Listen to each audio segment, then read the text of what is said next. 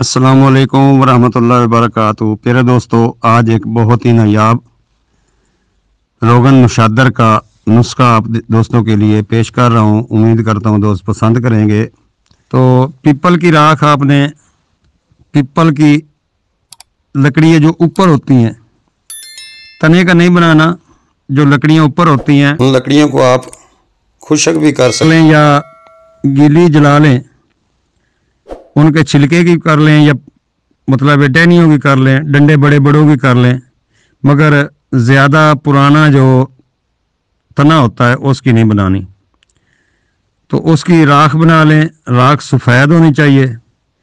अगर थोड़ी सी स्याह रह जाए तो उसको कढ़ाई में राख डालकर आग पर चढ़ा दें। नीचे आग जलाएंगे, फुल तेज़ आग जलाएंगे तो इंशाल्लाह थोड़ी देर बाद सफ़ेद हो जाएगी। उसको किसी फर्श में बखेर दें। जब वो ठंडी हो जाएगी तो वह राख सफ़ेद होगी। वो राख ये काम करेगी। नुशादर ठिकरी 1 पाव सालिम कता ले लेना है, 1 पाव का मुकम्मल डला।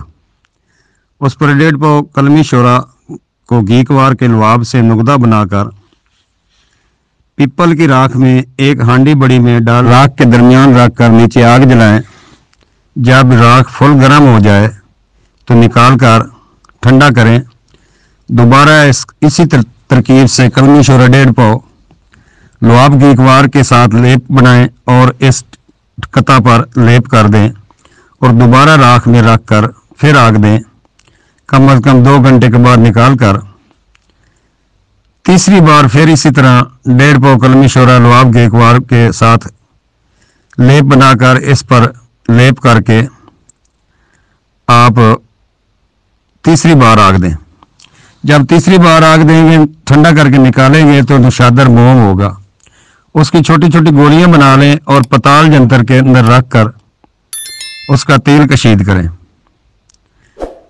जब तेल कशीद कर लेंगे, वो जो रोगन निशादर होगा वो कैमल नार होगा। पारा और तांबा को कुश्ता करेगा, पथरी गुर्दा व मसाना खारिज करेगा, दिल के बंद वाल खोलेगा। किसी जगह जिसमें क्लॉट्स हो या ब्रेन हेमरेज हो या फालेज हो, उसके खून जमा हुआ निकालेगा और क्लॉट्स को ख़त्म करेगा। तो प्यारे दोस्तों, ये था निशादर का बहुत अक्सरी आयल।